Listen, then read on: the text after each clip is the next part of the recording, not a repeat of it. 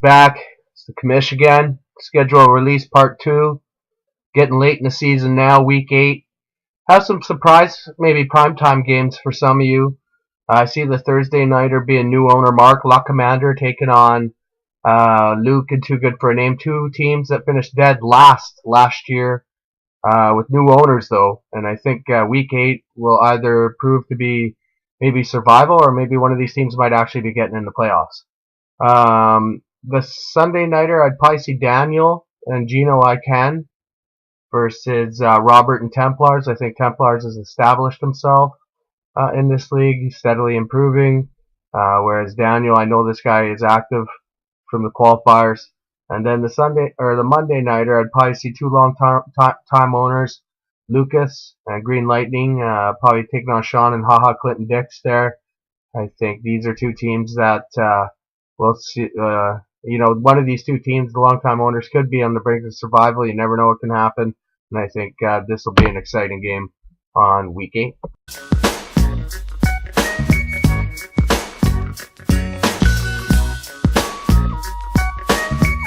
Week 9 on the docket. All of a sudden, we're seeing some big matchups on the horizon, no doubt about that. Thursday nighter, I would see Joshua and Halligan Smasher. I think he's going to be hopefully right there, fighting for survival. We'll take on Sean and Haha Dix. I think that's going to be a good one to watch there for the Thursday nighter. Sunday nighter, I definitely see Brian in the 12th man, last year's champion, taking on myself and Stars.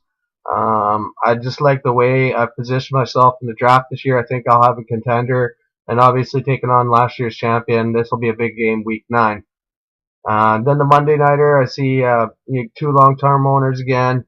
Lucas and Green Lightning will take on Susan Fighting Geese. These two teams have always been active, competitive, and definitely think that this will be a big matchup for both those teams in week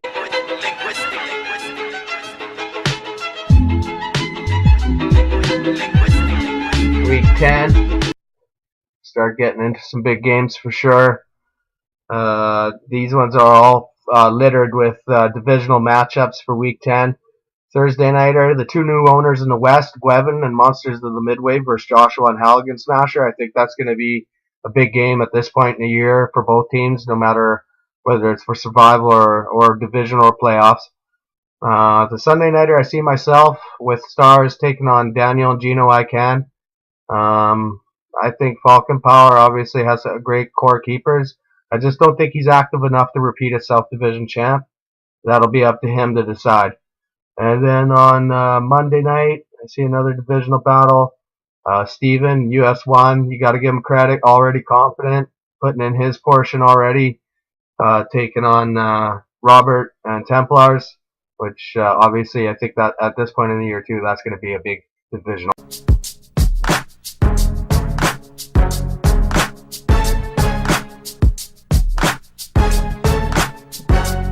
Week 11, kick it off Thursday night, divisional battle, Mike and Winnipeg Jets, Krista and Storm. I think this is going to tell a lot about both teams in this division at this point.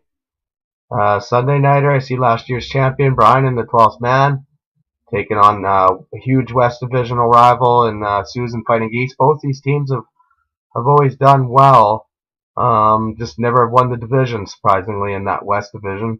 And then Monday nighter, I see a surprise here, Joshua and Halligan Smasher, also in the West, taking on Milan and Toronto Turnarounds. Toronto Turnarounds hasn't been in too many primetime games, so I see him sneaking in one here.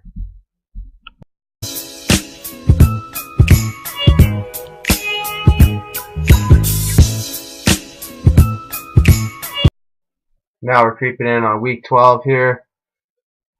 See some big matchups Thursday. See myself, the commish.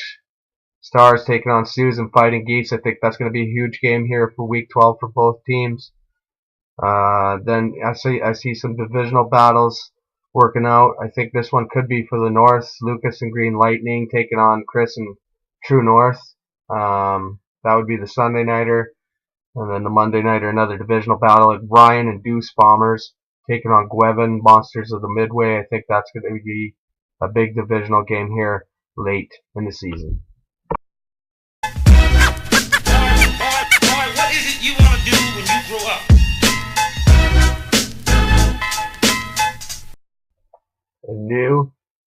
for week 13.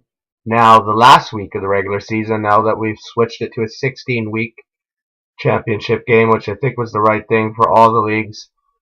Week 13 is now going to be completely flexible. It will be determined by the commish after week 12's games. All I can say is just trust the honesty and the integrity of the commish to pick matchups that are obviously going to be of extreme importance for both teams playing each other.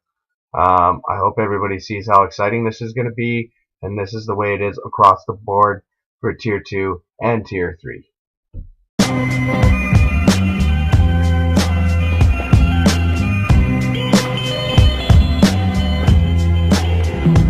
So the draft is over, the real draft that is. Hopefully everyone's happy with who their team got. I'm definitely happy with the Browns' haul of draft picks. I think it's going to make us competitive.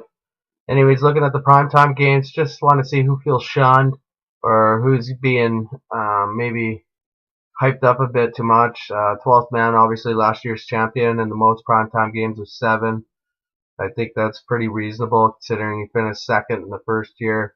Obviously, a dynasty-like run here if he can finish in the top 2 again. Then Lucas and Green Lightning was 6. Kind of surprised. Lucas did all right last year. Didn't do so great the first year, so I think a lot of that has to do with maybe even some of the people that he was playing against. And then at 5, lots of good teams: Fighting Geese, Stars, True North, Deuce Bombers, and Storm. I think those teams did well last year, and I think they're gonna do well again this year. And then at 4 games, we got Halligan, Smasher, Joshua, the most for any new owner. Haha, Dix and Sean, and Robert and Templars with 4. We'll see how that East Division goes this year. At 3, some teams might feel shunned here. Daniel and Gino Ican, Mike Winnipeg Jets, and Justin Falcon Power, but I'm predicting that it should only be 3 this year for these teams. And then at 2, a horde of teams: Pack Attack, US1, Luck Commander, Toronto Turnarounds, who surprisingly was last year's North Division champ. I just don't like the way he's positioned for the draft this year. Luke and Too Good for a Name, and Monsters of the Midway. And then the team with the least amount of primetime games at 1, Ron and Steel Curtain. Nothing against you, Ron. Yeah, I am a Browns fan. There's no doubt about that. But I just think that where you're positioned, you might not do so well as far as being featured in primetime games. But hey, analysts are wrong, and that's why we watch this stuff.